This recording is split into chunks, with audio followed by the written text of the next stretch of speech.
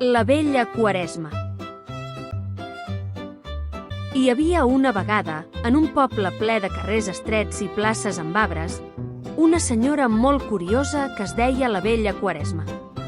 No era una àvia qualsevol, tenia un mocador al cap, un davantal ple de butxaques, sobretot 7 cames. Sí, 7. Una amb ratlles blaves, una amb flors vermelles, una amb estrelles daurades, semblava que hagués sortit d'un conte màgic. Va arribar just després del Carnestoltes, quan els nens encara trobaven confeti a les sabates i rialles penjades a l'aire. «Hola, qui ets?», va preguntar en Pol, que acabava d'arribar nou a l'escola.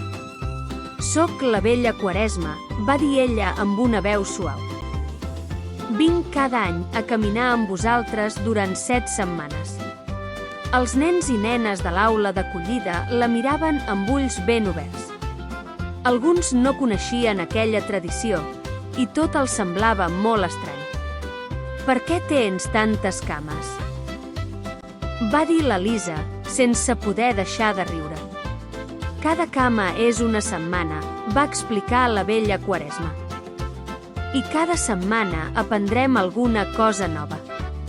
Quan acabi l'última cama arribarà la primavera».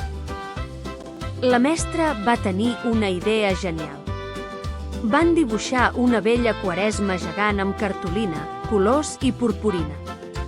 La van penjar a la paret de la classe, al costat del calendari. Cada divendres, després del pati, feien una petita cerimònia, cantaven una cançó, parlaven de la setmana i tallaven una cama. La primera setmana van aprendre a compartir. En Sami va portar galetes i les va repartir amb tothom.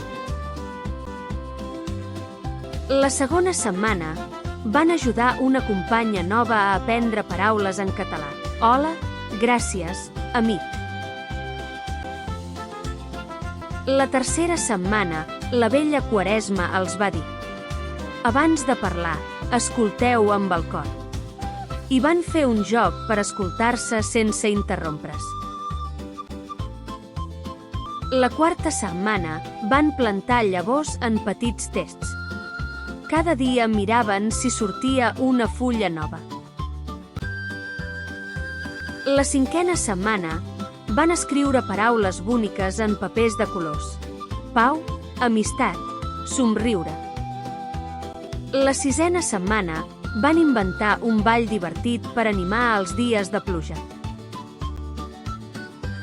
A mesura que perdia cames, la vella Quaresma semblava més lleugera. Ja no caminava a poc, gairebé saltava. «No estàs trista perquè et quedes sense cames?», va preguntar a la Lina. «No», va dir ella rient. «Cada cama que marxa és una cosa que heu après vosaltres. Jo em faig més petita, però vosaltres us feu més grans». Finalment, va arribar l'últim divendres. A la classe hi havia nervis i somriures. Quan van tallar l'última cama, tots van mirar per la finestra i el sol brillava fort, com si els felicités.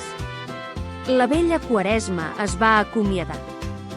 Recordeu, les tradicions són històries que ens ajuden a créixer junts, encara que vinguem de llocs diferents. Els nens i nenes van entendre que aquella àvia amb 7 cames no només explicava el pas del temps, sinó que els havia ensenyat a ajudar-se, a parlar, a riure i a sentir-se part d'un mateix grup. I des d'aquell any, quan arribava la vella Quaresma, a l'aula d'acollida no només tallaven cames, també recollien records, paraules noves i moltes amistats. I conte contat, conte acabat.